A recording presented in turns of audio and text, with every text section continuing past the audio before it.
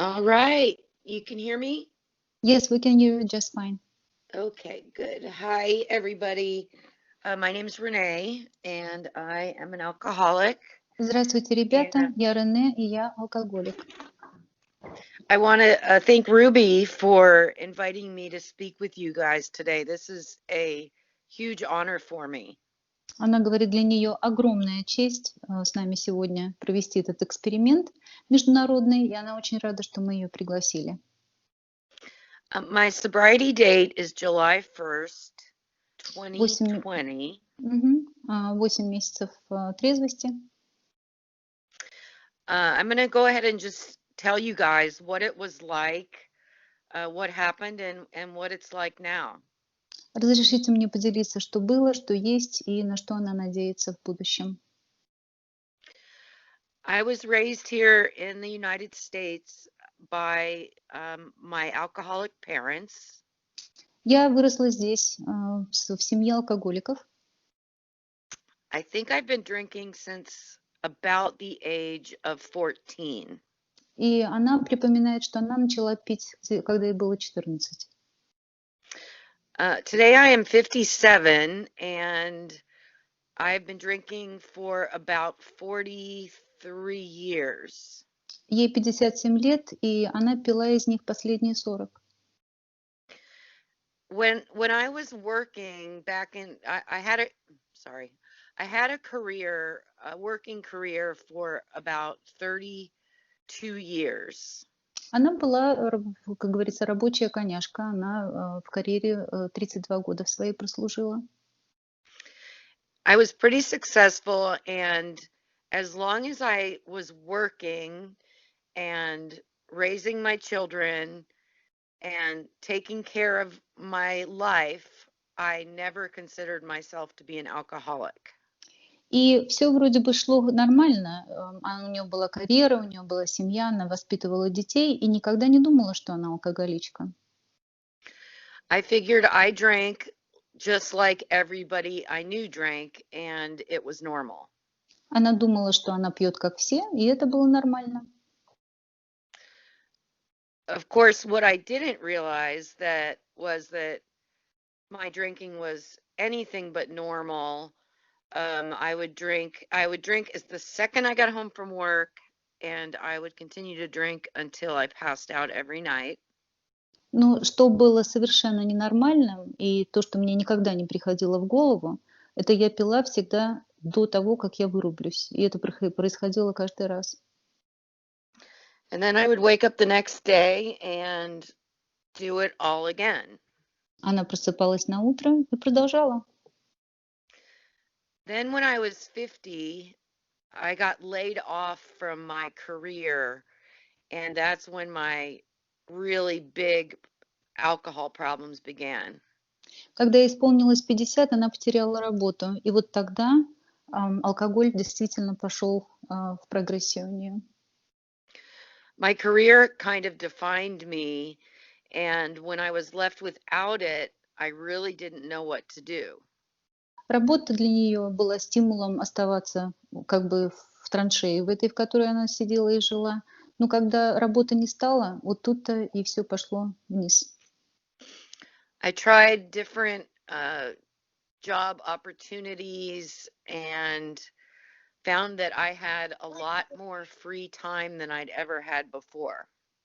Она пробовала другие разные работы, пробовала себя в разных областях, но, с другой стороны, она не знала, что делать ей с этим временем, которое вдруг на нее свалилось.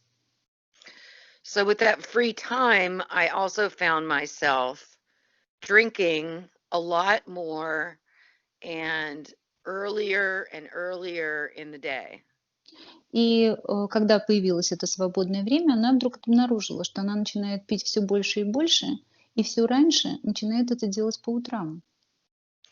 It didn't happen right away, but I eventually got to the point where I was drinking first thing in the morning and around the clock. И потихоньку, полегоньку она вдруг начала обнаруживать, что я начинаю утром, и это продолжается круглосуточно, каждый день. I have 3 daughters who were teenagers at the time. We were all living together, and they were very concerned and told me that I was killing myself. У нее 3 дочки, и они в то время были тинейджерами, и они ей каждый раз говорили, что тебя это убивает, посмотри, что ты творишь. I didn't believe that because alcohol is socially acceptable and everybody drinks, and I just wanted them to get off my back. И я совершенно этого не слышала, потому что здесь алкоголь достаточно приемлемый в социальных сферах, и она просто хотела, чтобы они от нее отстали и не мешали ей пить. The problems really started happening because this disease is progressive when I became completely and totally physically dependent on alcohol. Потом проблемы начались вот именно тогда, когда она поняла, что она полностью и совершенно зависит вот от этой субстанции, которая называется алкоголь. И она начала разваливаться на части.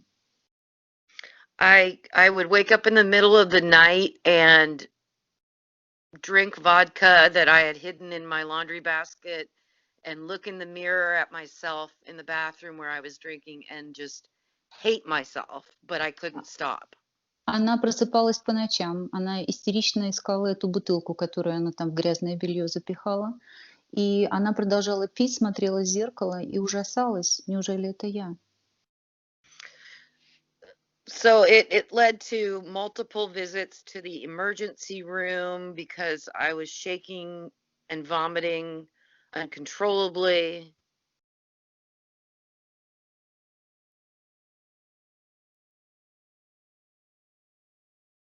And eventually my daughters got my sisters involved and told them that we had a really big problem У here with нее me. еще, у нее еще есть 2 сестры, и ее дочки попросили у них помощи, потому что видно было, что мама просто погибает.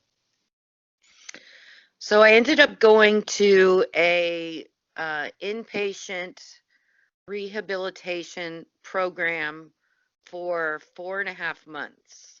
И на 4,5 месяца она ушла в реабилитацию, в реп-центр, и старалась там как-то поправить себя. I had been in and out of the AA rooms for years before I finally went to that program. Она с алкоголиками познакомилась достаточно давно, и годы у нее взяло для того, чтобы начать программу по-настоящему, не просто ходить туда. For me, it was physically impossible and mentally impossible to quit drinking unless I had the alcohol removed from me by putting me in a center like that. И я должна была совершенно себя изолировать, потому что только отсутствие алкоголя вот в этих вот закрытых комнатах ее освобождало от желания пить или от желания просто побежать и купить что-то еще. То есть она самоизолировалась. So I stayed there for 4.5 months and I got sober and I really felt so good about myself and my relationships with my family and my friends. И в 4,5 месяца она провела в этом реабилитационном центре, и вдруг она начала, что вроде бы начинаются отношения у нее с семьей восстанавливаться, и вроде бы она трезвая, и вроде бы она почувствовала себя в безопасности. But within a month and a half of getting out of that treatment center, I picked up a drink. И как только она вышла из этих стен, она тут же напилась. And that drink led me straight back into right where I'd left off. I was drinking around the clock again. И как только она закончилась вот эта зона ее безопасности, как только она взяла свою первую рюмку, ее опять в этот водоворот прогрессирующий затянул, и она начала пить точно так же, как и до центра. It was like being in hell or being in prison because I didn't want people to know that I had picked up again because I was so ashamed. So my М, life was absolutely miserable. Я не знаю, как это назвать. Или это ад, или это тюрьма. Мне было очень стыдно, что я опять не справилась, но это было совершенно чудовищный опыт был. I had a sponsor and I was still going to AA meetings, but I would usually have to drink before I could even go to a meeting. И она нашла спонсора, и она вроде бы начала двигаться по программе и ходила на группы. Но перед каждой группой она напивалась, вернее, не напивалась, а пила. Она не в состоянии была делать это без алкоголя. I ended up going to 2 more treatment centers, and the last one I went to in the end of June of 2020. Она еще разочек попробовала 2 центра реабилитации, и последний раз она была в этом году в одном из таких. So relapse is definitely part of my story, but luckily it's not it's not the end of my story. Срывы — это часть моей истории, часть моего пути, но это не конец моей истории, My last drink was June 30th, 2020, when the day that I went to that treatment center, and I came out of there and something really shifted or changed within me. И что-то произошло в один из походов последних вот в этот центр реабилитационный, что-то повернулось у нее в мозгах, и что-то она стала чувствовать себя как-то по-другому. I can only give credit to God for this, but that mental obsession was lifted. Я только отдаю это Богу. Только Он смог это сделать, потому что вот эта вот умственная зависимость от того, что от алкоголя, она каким-то образом начала пропадать. This disease, as you guys know, is an obsession of the mind and an allergy of the body. Как вы знаете, алкоголь — это болезнь, и это болезнь физическая и духовная. Это когда тело реагирует, а в мозгах все время вот эта вот мысль, что надо пойти выпить. Having that obsession lifted has allowed me not to pick up that next drink, which would kick in the allergy of the body, and I'd be right off and running again.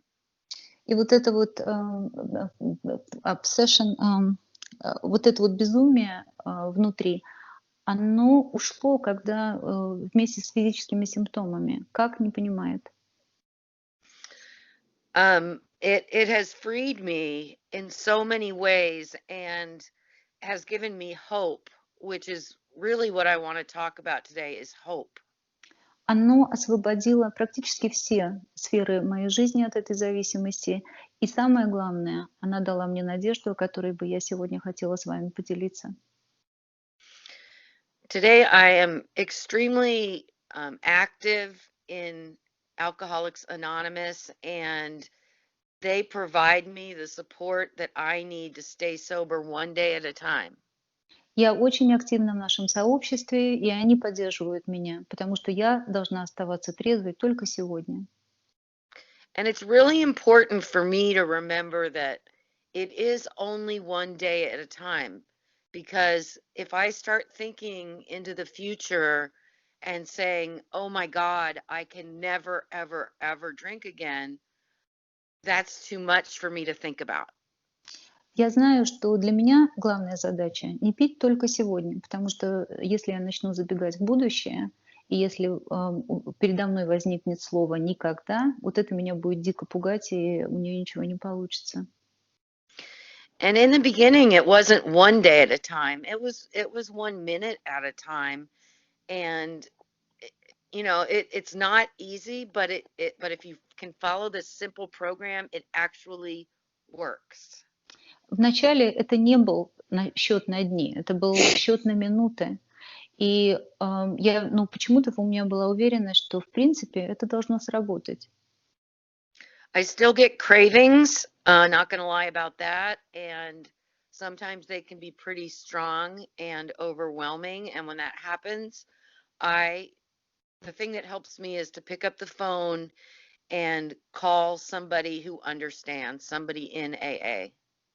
И я до сих пор хочу пить. Меня это желание, вот это вот безумие, оно не отпустило. Но очень помогает, когда я поднимаю телефон и звоню кому-то из алкоголиков из сообщества. I have a sponsor who has stuck with me through many of my relapses, and I am so grateful for her.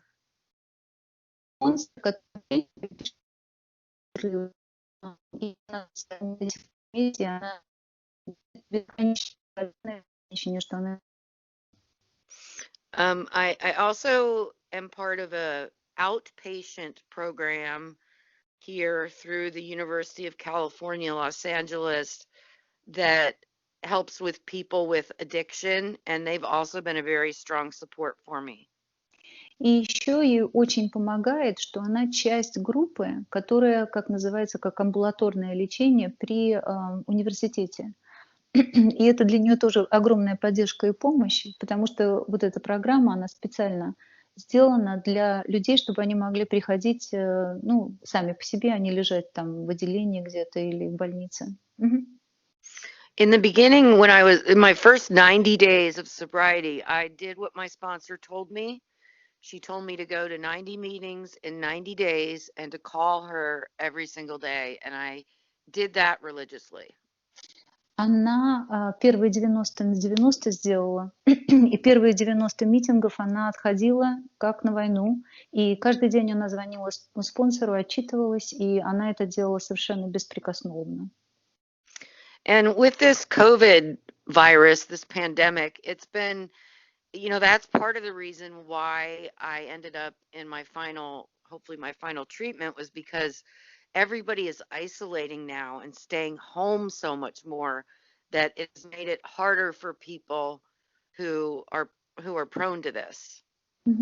Но поскольку COVID случился и всех изолировали и разогнали по домам, для нее это достаточно большое испытание, потому что она не может теперь ходить ни по своим реабилитациям, ни по этим центрам поддержки. И она должна сидеть дома и выздоравливать вот так вот, как мы сейчас это делаем. And, going to the 90 meetings in 90 days, some of them were still live and in person, which is awesome because you get the energy from the other people in the room. But a lot of them were on Zoom. И, как и вы, они тоже это делают в основном на Zoom, онлайн, потому что живых митингов сейчас нет нигде.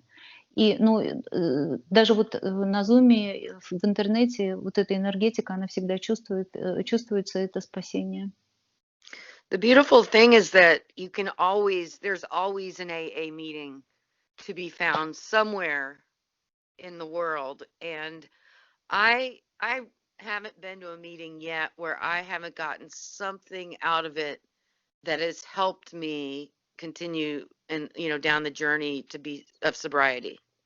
Самое главное и самая прелесть и красота в том, что сейчас митинги на интернете идут повсюду, ежечасно, и каждый раз, когда она идет даже на незнакомую группу, она всегда подчерпывает что-то новое и интересное для себя. I'm working with my sponsor right now. We're just getting started on the 4th step. So I am writing down resentments, and that's a kind of intimidating process, but it's going to be good. Сейчас она в 4-м шаге, она как раз прописывает со спонсором свои обиды. Очень страшный процесс, очень неприятный, но она знает, что все должно получиться.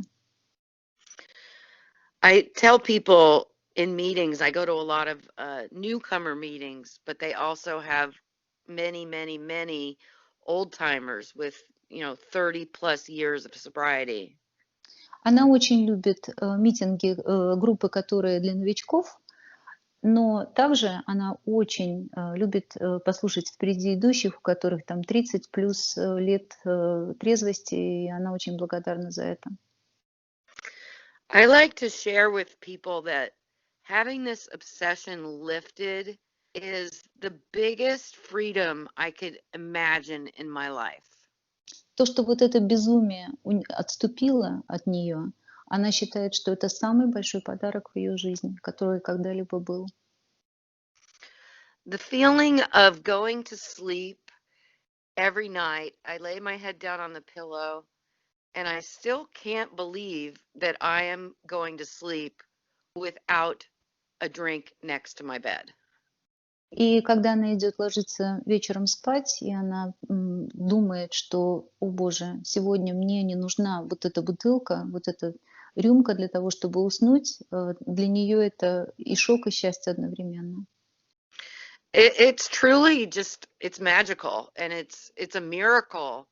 And I go to bed every night. As I'm laying there, I pray, and I'm thanking God for another day of sobriety and all the blessings that He's given me. И вот я лежу каждый вечер и думаю, боже, как же здорово, какая я благодарная тебе, что ты оставил меня сегодня трезвой. One of my children had probably the hardest time with this because she was living with me when I went to my first treatment, and we ended up losing our house while I was gone. And she had to find a new home as well as a new home for all of our dogs. Особенно болезнь ударила по младшей девочке, потому что когда Рене ушла в очередную реабилитацию, получилось так, что они потеряли дом, в котором жили. И вот ей пришлось находить новое жилье, плюс еще там собаки у нее в доме, и ребенку было очень трудно это сделать. Сейчас она тинейджер. Рене, how old was she? She was 15. 15 лет ей в это время было. Мгм. Yeah. So she had the hardest time with this in that she really didn't want anything to do with me when I got out of this last center and told her that I was sober. She needed to see it before she could be around me, because she loved me too much to watch me do it to myself again. И вот эта девочка, она просто от нее отвернулась. До такой степени ей было больно и страшно. И она не верила. Она говорила, что я должна посмотреть, что ты меняешься, и вот тогда, может быть, мы восстановим отношения. То есть у нее был полнейший resentment на Рене. And now my other daughter, they're actually twins, but my other daughter lives with me, and she's told me repeatedly that she is so happy living with me as long as I'm sober. But if I drink again, she is gone. Сейчас одна из девочек, они живут вместе, и она каждый день напоминает: мама, как я счастлива, что ты трезвая.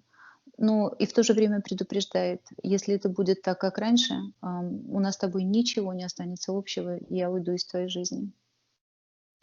Now it's the holiday season here, and yesterday was Thanksgiving, and I enjoyed it with my children. All came over. Сейчас в Америке большой праздник, День Благодарения, вот этот уикенд, который с четверга по воскресенье, никто не работает. И девочки пришли ее вчера к ней на ужин на праздничный. And this, I think, was literally my first sober Thanksgiving in 40 years. Это был первый трезвый День Благодарения за последние 40 лет. I just can't express how much different it was, because I wasn't focused on getting that next drink. That was always what I was worried about in the past. And then not only drinking it, but hiding it, trying to pretend like I wasn't drinking when they could obviously tell. И это был кошмар полнейший, потому что все это время до вчерашнего дня все, что меня заботило, это не моя семья или как их там встретить и накормить, а то, где спрятана последняя моя бутылка, и хватит ли у меня допить до вечера алкоголя. I feel like I have a new life, because every experience now is new because I'm doing it sober, which I'm just I'm not used to doing. Like today we're going to get the Christmas tree and decorate it. Sober. Crazy. И она совершенно не понимает, как могла быть такая новая жизнь у нее. И у нее все по-новому. Она каждый день, у нее какие-то новости происходят.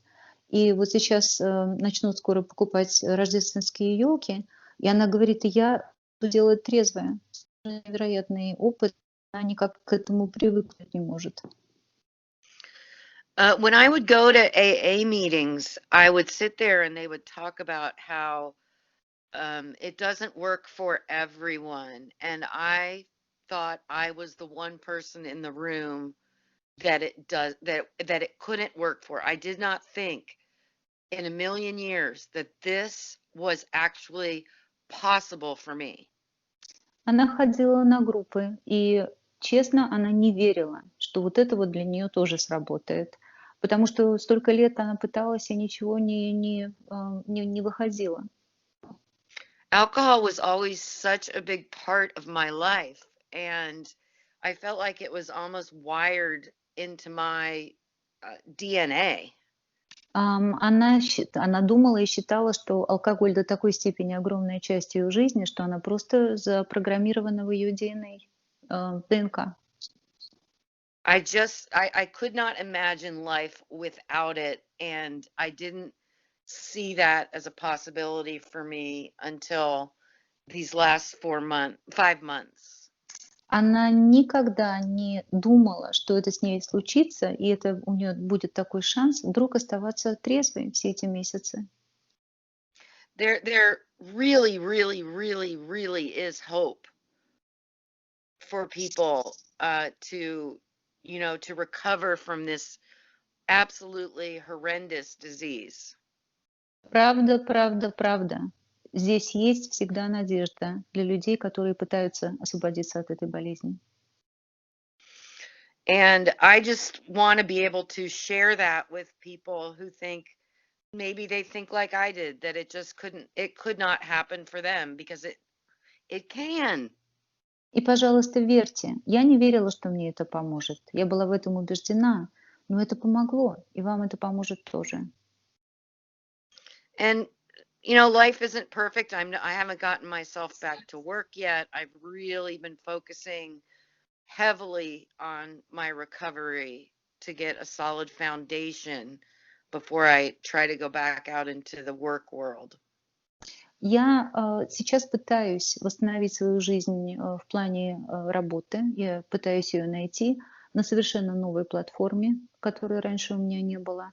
И очень стараюсь это делать.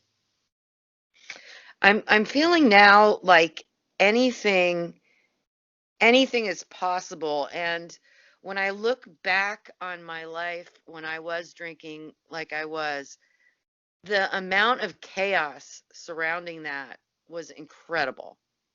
Я сейчас оглядываюсь на свою жизнь, и количество хаоса, этого безумия, я смотрю на это и просто не могу понять, неужели это было со мной.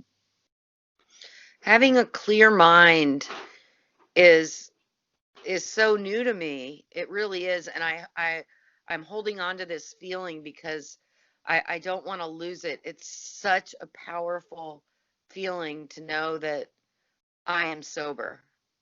Это могучее, огромное чувство, когда я трезвая. И я ни на что это не променяю, потому что это очень неизведанное и непонятное для меня состояние. A lot of times I like to just pick up my big book and just open it, like not with a certain page in mind. And every time I do, I get something from it. Иногда я открываю большую книгу на любой странице, вот чисто наугад. И каждый раз мне открывается что-то новое, и каждый раз в тему.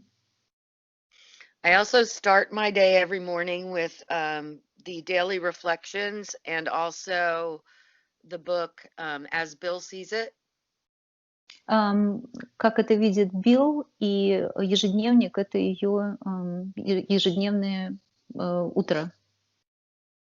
That just seems to start my day off on the right foot, and it's like I'm ready for my day. Это очень-очень важно начать день вот именно с этого, и тогда все пойдет хорошо. And then, like I said, I am in contact with my higher power throughout the day, and I'm not a very religious person, but I am a very, very spiritual person, and I believe in God and the universe and that kind of stuff. Моя высшая сила со мной каждую минуту в этом дне. Я не очень религиозна, но ощущение Бога, оно всегда со мной. И я благодарна этому чувству, что она обрела его. Another big thing for me is staying in gratitude, and I'm very, very what's the word? I really, really like to sit down and write down at least 5 things that I'm grateful for every single day, just for myself. И благодарности огромное место в ее дне имеют. Как минимум 5 благодарностей в конце дня. Это ежедневное для нее упражнение. I find that when I stay in gratitude, it is a lot easier to stay optimistic. И когда она благодарна, ей намного проще оставаться оптимистичной. And I feel like I'm forgetting something, but I don't know what it is. Ну, естественно, она перезабывала все, но сейчас уже не помню, что хотела сказать. Renee, do you want to maybe touch base on the questions and answers? Would Yeah, it be let's easier? do questions. Да, если у вас есть какие-то вопросы, она с удовольствием ответит. Сейчас она немножко запуталась, чего хотела сказать нам. Ставьте единички, ребят, я зачитаю вопрос ей. Или можете голосом.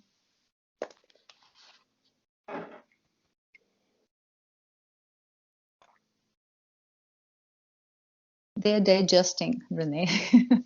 And some people will be asked. No So, problem.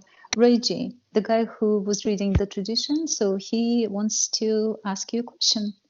Sure. Reggie, давай, задавай вопрос, включай микрофон.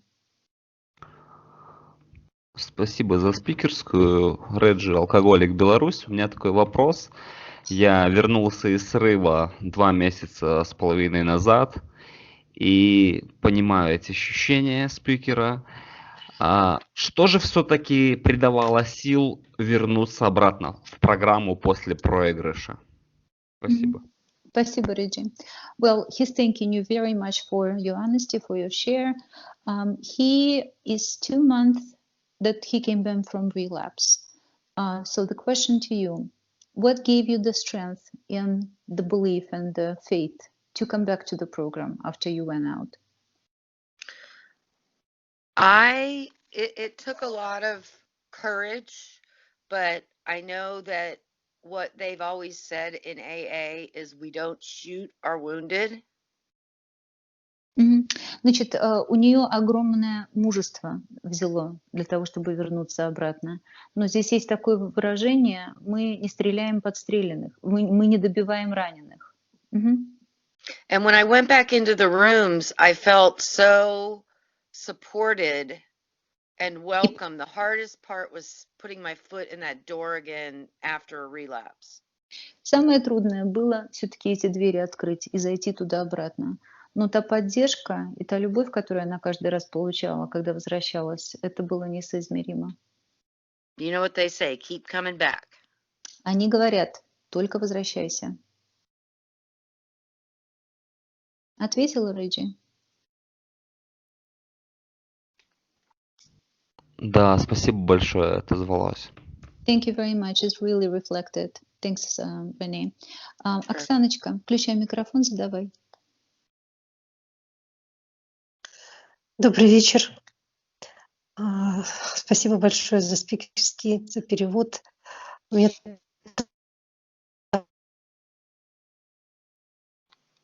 такой второй, третий шаг. То есть есть ли у вас такое в практике выработать собственное представление о Боге? То есть какому Богу я собираюсь передать свою волю в жизнь? Как с Богом, в общем. Спасибо. Спасибо, Оксан. Renee, she's thanking you so much for your speech and for your share. Can you please tell us about your experience with the second and third step? How did you find your higher power and how do you understand it? Yes. I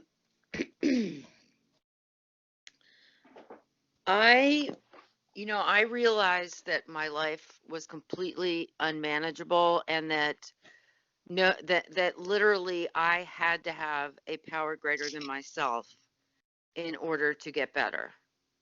Я поняла, что жизнь моя, совершенно неуправляемая. И я поняла, что я сама ничего не могу, но я верила, что есть какая-то сила, которая поможет ей справиться с этим. And that I had to turn my will over to that higher power, who I call God, in order to get the strength that I needed, because this is something I literally cannot do by myself. И я собрала в кулак всю свою волю и отдала это все, потому что мне нужна была вот та самая сила, и я понимала, что я сама это сделать не могу. Я совершенно не справлюсь, хотя и очень пыталась. And I spent a lot of time on the first 3 steps because every time I relapsed, we always started back at step 1 to make sure that my foundation was going to be strong through the first 3. И долго ее взяло, вот этот вот с первого по третий шаг проходить, потому что она все время срывалась, и каждый раз, когда срываешься, надо начинать сначала, и у нее это был продолжительный процесс.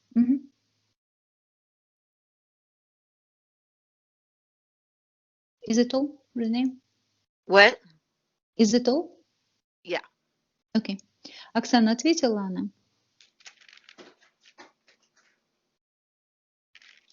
Да, спасибо большое. Thanks, Renee. Sure. Так, Алекс. Спасибо. Алекс, алкоголик, нефтезависимый. Спасибо за спикерскую. Прошу прощения, у меня технические неполадки просто были. И хотел очень сильно задать вопрос. Рене, в книге, большой книге анонимных алкоголиков написано о неком переломном моменте в психике. И вот если такой момент все-таки произошел, вот у тебя, можешь ли ты как-то его описать или охарактеризовать, там, к примеру, одним словом? Renee, Alex is asking question, and first of all, of course, he's thanking you for the share.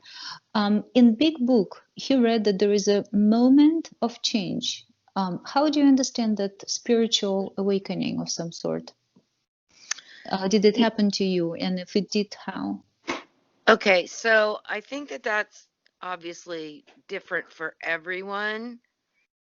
I don't have a specific aha moment. I literally, the thing for me was one day I just realized that the obsession was gone, and that is I would say that was my spiritual awakening, but it wasn't like some white light came into my life and overwhelmed me. You know what I mean? It was subtle, but it happened. У всех вот это приходит по-разному. Она приходит ко всем. Но у меня не было такого трам-барарам, раз и ее озарило. Просто однажды, как-то незаметно для себя, она поняла, что ей пить не хочется. Как это пришло и когда она не зарегистрировала, но она четко совершенно понимает, что это таки произошло. Anything else, Renee? No, if I answered the question, that's what I got. If he has more, then I can say more. So basically about the spiritual awakening in regards to the maybe length of time, if you can share, like how slow did it come to you?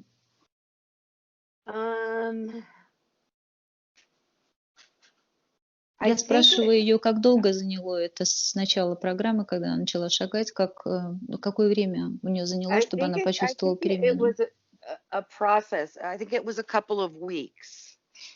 Несколько before I недель, realized на it. самом деле, что она несколько недель в программе, она почувствовала перемену. Алекс, ответила она? Да, спасибо большое.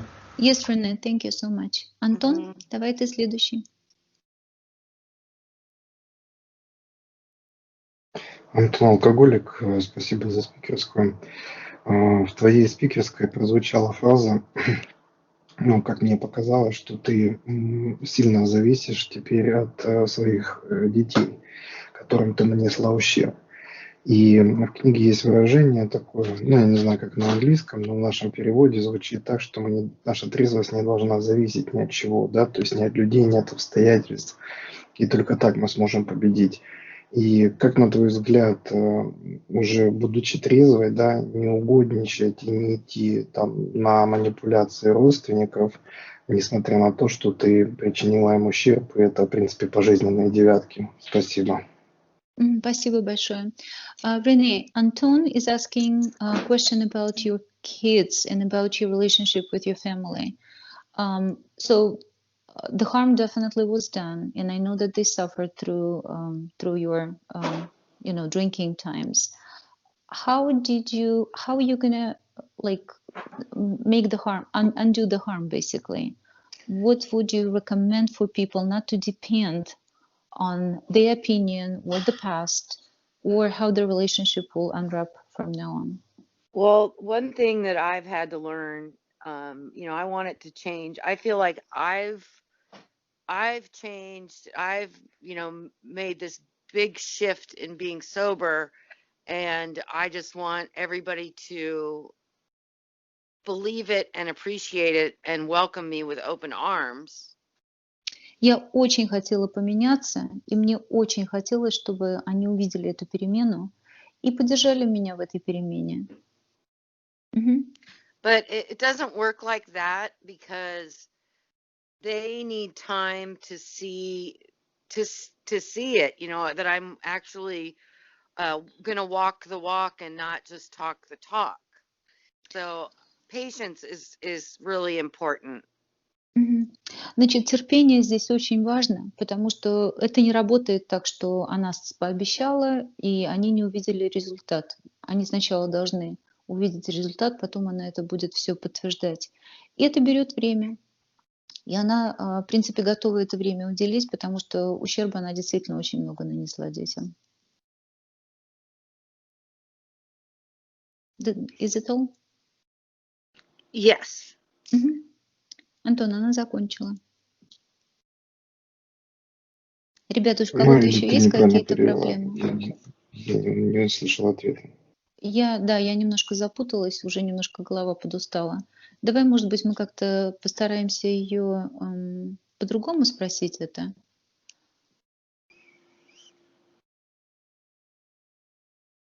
Хочешь сам по-английски?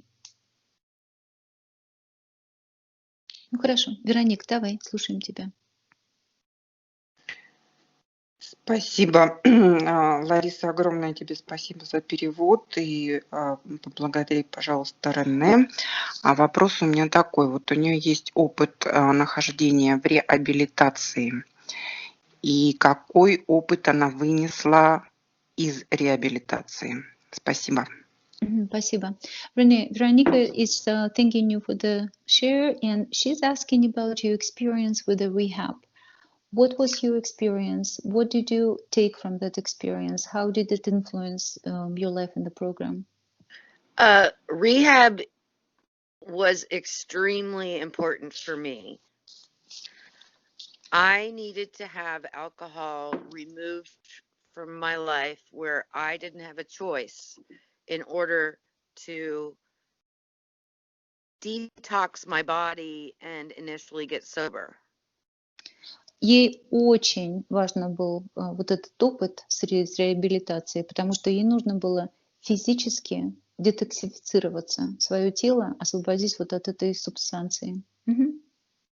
I literally could not just stop drinking on my own with just going to a program or with just meetings. That was not going to work for me.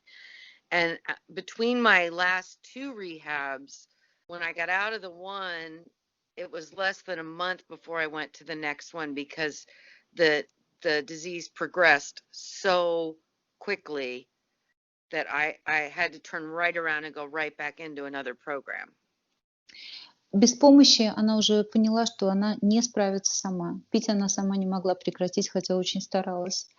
И прогрессия вот этой болезни после того, как она выходила из рехаба, и она постоянно срывалась, практически тут же, когда из зоны безопасности ты выходишь, ну а прогрессия-то, как она говорит, идет, и она несколько раз туда заходила, потому что физические симптомы были настолько сильные, что без участия врачей или медицины она не могла себя в порядок привести. I personally loved being in rehab. I like the structure. They tell you what to do, when to do it, what to eat, when to sleep, what chores.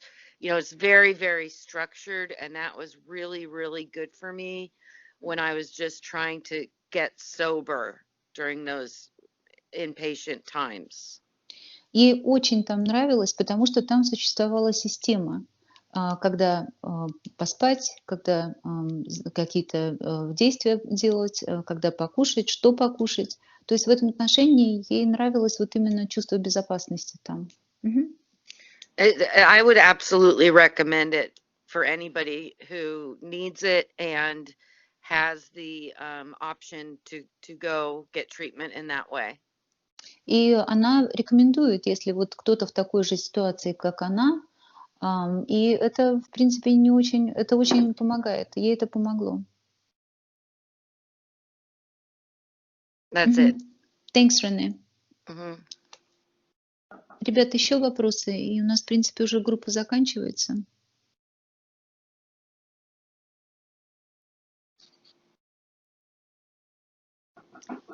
Пока еще есть время. Алекс, хочешь еще постараться как-то немножечко получше свой вопрос сформировать, чтобы я поточнее перевела и ее, и тебя?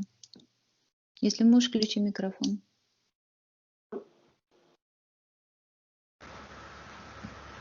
Мой вопрос? Ну, да, по поводу вот этого психологического перелома, да, то есть там написано, если не произойдет коренного перелома в психологии, в психике, да, я сам не знаю, как это... Алексей, Алекс, извини, пожалуйста, нет, я говорю... нет, я про тебя говорю. Это Антон был? Да, у кого-то я, по-моему, не точно перевела, и вопрос как-то немножко завис. Это про детей. Про детей и какой ущерб он был. Лариса, как не поддаваться на манипуляции и, несмотря на огромный ущерб, тем не менее не угодничать детям, да, ну и вообще близким родственникам. И понятно, что девятка пожизненная, но тем не менее этим люди пользуются. Вот как она с этим справляется? Спасибо. Рене, we just want to clarify the question that Anton asked before, and this is again a dependency and manipulation in terms of the family relation. How do you stay strong and keep your grounds safe, not to get into manipulative behavior with them? And how, knowing that the ninth step to our children, to our families, is probably going to be lifelong. So Yeah. how do you deal with that aspect of recovery? I'm not sure that I understand the question about the manipulation. Про манипуляцию она не очень понимает, Антон. Yeah, let me clarify that. Because the question is quite important, I think, for him. Okay.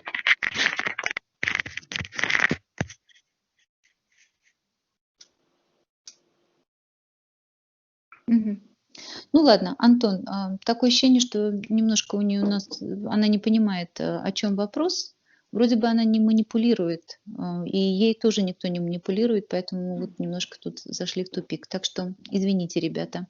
Ну что, Вероника, тогда, Алексей, давайте закрывать группу, поблагодарим ее и отпустим. Ну, да. Так, получается. А на чем остановились, если вот не секрет? Кто там был? Алексей, просто группу вопросы закрывай. кончились, да. Ну 9 шаг же читаем, правильно? 9 шаг. Обещание 9 шага. Не, время нашего собрания подошло к концу. Так. Время нашего So, собрания. Rene, we're about to wrap it up. So, just, stay for the prayer at the end, and then Well, I'm they will sorry I tell you. didn't answer his question about manipulation. I just didn't understand it. Да, она извиняется очень перед Антоном, она не поняла вопрос про манипуляции, поэтому не смогла ответить. That's all right, Rene, don't worry about it. Okay, I think it's my translation as well. Oh, Да, Алексей, пожалуйста, слушаем тебя. We're just going to finish up the group and pray, and then we should be on our way. sounds good. Thank you. Thank you so much. Спасибо большое. Время нашего собрания подходит к концу. И в соответствии с 7-й традицией, которая гласит, что в каждой группе следует полностью опираться на собственные силы, отказываясь от помощи извне, я напоминаю, что на нашем сайте открыт доступ к нашему счету для сбора добровольных пожертвований на содержание нашего сайта. Все необходимые инструкции на сайте. Ссылку на страничку 7-я традиция выкладывается в чат. И так. Группа ищет возможность реализации 12 шагов по скайпу. Организация подключения к Skype-группе в лечебных учреждениях вашего города. В завершение нашего собрания позвольте зачитать обещание 9 шага нашей программы. Если эта фаза нашего развития болезненна для нас, мы будем удивлены, когда половина пути окажется позади. Мы познаем новую свободу и новое счастье. Мы не будем сожалеть о нашем прошлом. И вместе с тем не захотим полностью забывать о нем. Мы узнаем, что такое чистота, ясность и покой. Как бы низко мы ни пали в прошлом, мы поймем, что наш опыт может быть полезен другим. Исчезнут ощущения ненужности и жалости к себе. Мы потеряем интерес к вещам, которые подогревают наше самолюбие. И в нас усилится интерес к другим людям. Мы освободимся от эгоизма. Изменится наше мировоззрение. Исчезнут страх перед людьми и неуверенность в экономическом благополучии. Мы интуитивно будем знать, как вести себя в ситуациях, которые раньше нас озадачивали. Мы поймем, что Бог делает для нас то, что мы не смогли сами сделать для себя. В заключение я хочу добавить, что мнения, высказанные здесь, это мнение только тех, кто говорил. Истории, услышанные вами, были рассказаны в доверии. Не выносите их, пожалуйста, за пределы этого собрания. Сохраните их только в вашем сознании. Желающие могут присоединиться к нашей молитве и поставить в чате смайлик, сердечко. Боже, дай мне разум, душевный покой, принять то, что я не в силах изменить, мужество изменить то, что могу, и мудрость отличить одно от другого. Да исполнится воля Твоя, а не моя. Всем спасибо.